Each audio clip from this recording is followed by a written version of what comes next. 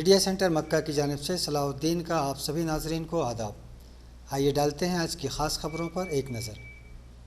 تازہ اعداد و شمار کے مطابق ہندوستانی عازمین حج کی تعداد 68,925 تک پہنچی۔ کل 2 ری شیڈول فلائٹس کو ملا کر کل 13 اڑانیں پہنچیں۔ میڈیکل سینٹرز کے الگ الگ جگہوں پر کل 5,000 عازمین حج نے ان سویدھاؤں کا لابھ اٹھایا۔ اب خبریں تفصیل سے۔ لکھنؤ اور گوہاٹی سے آنے والی 2 فلائٹس کے ری شیڈولڈ ہونے کی وجہ سے یہ فلائٹس بھی 16 تاریخ کو پہنچیں۔ اس طرح 16 تاریخ کو پہنچنے والی کل فلائٹس کی تعداد 13 رہی۔ ان کے مادھیم سے 3,631 عازمین حج کو لے کر جدہ اور مدینہ ایئرپورٹس پر پہنچی فلائٹس کے ساتھ ہی اب تک کل عازمین حج کی تعداد 68,958 ہو گئی، جس میں سے 34,844 مکہ المکرمہ میں اور 34,114 مدینہ منورہ میں قیام پذیر ہیں۔ ذی الحجہ کا مہینہ پاس آتے ہی رفتہ رفتہ مکہ المکرمہ سے مدینہ منورہ جانے والے عازمین حج کی تعداد دن بدن کم ہوتی جا رہی ہے۔ پچھلے 24 گھنٹوں میں صرف 124 حاجی حضرات ہی مکہ المکرمہ سے مدینہ منورہ کے لیے روانہ ہوئے۔ اس طرح اب تک مکہ المکرمہ سے مدینہ منورہ جانے والے حاجی حضرات کی تعداد 9,185 ہو گئی ہے۔ پچھلے 24 گھنٹوں میں مکہ شریف، مدینہ اور جدہ میں کام کر رہے حج مشن کے ہاسپٹلز اور موبائل ہاسپٹلز میں 4,925 حاجی خواتین و حضرات نے ان سہولیات کا فائدہ اٹھایا۔ اس طرح ان سہولیات کا فائدہ اٹھانے والے عازمین حج کی کل تعداد 34,140 تک پہنچ چکی ہے۔ آخر میں پیش ہے ڈاکٹر عقیل رضا کے ساتھ دوران حج برتے جانے والے احتیاطات پر ایک بات چیت۔ ناظرین کرام، آج ہمارے اسٹوڈیوز میں تشریف فرما ہے ڈاکٹر سید عقیل رضا صاحب، کوآرڈینیٹر میڈیکل حج مشن۔ آئیے آج ہم ان سے بات کریں گے۔ ناظرین کرام، حجاج کرام کو کیا کیا سمسیائیں، پرابلمز آتے ہیں دوران حج کے سفر، اس کے بارے میں ان سے کچھ ضروری معلومات حاصل کریں گے۔ ڈاکٹر عقیل رضا صاحب، آپ کا بہت بہت خیر مقدم ہے ہمارے اسٹوڈیوز میں۔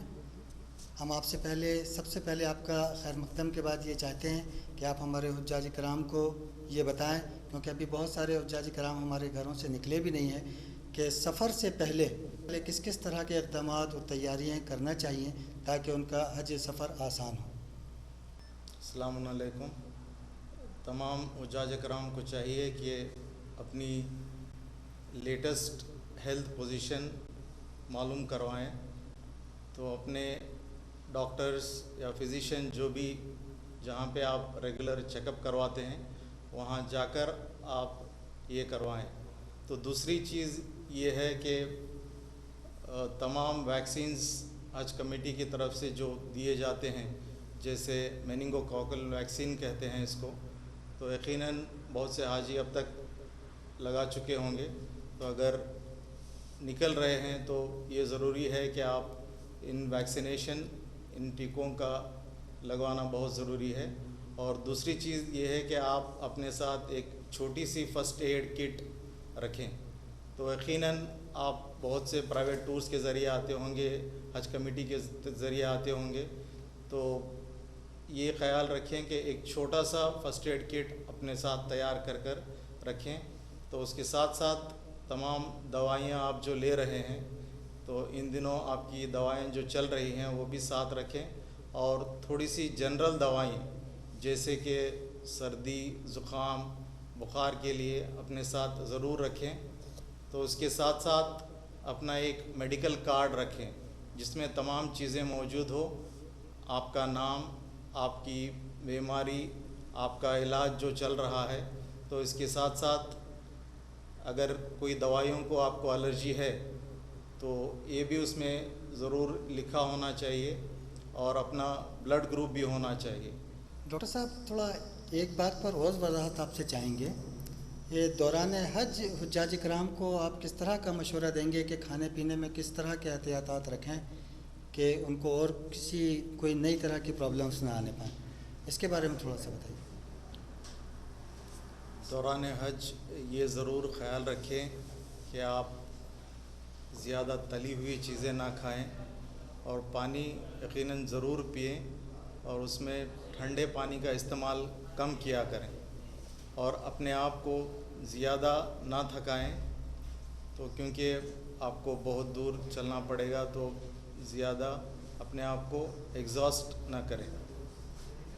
تو اسموکنگ اوائڈ کریں اور جیسی اونچی پہاڑی پہ چڑھنا اوائڈ کریں، اور ساتھ ساتھ اپنا چھاتا ضرور لے کر چلیں۔ تو ان چیزوں کا آپ چھوٹی چھوٹی چیزوں کا خیال رکھیں، سو آپ کا سفر انشاءاللہ آسان ہو جائے گا۔ ڈاکٹر صاحب، آپ ہمارے اسٹوڈیوز میں آئے اور آپ نے بہت ہی قیمتی معلومات ہمارے حاضرین اکرام کو، ناظرین اکرام کو فراہم کی، اس کے لیے آپ کا بہت بہت شکریہ۔ شکریہ۔ اس کے ساتھ ہی آج کی خبریں یہیں ختم ہوتی ہیں۔ اجازت دیجیے، اللہ حافظ۔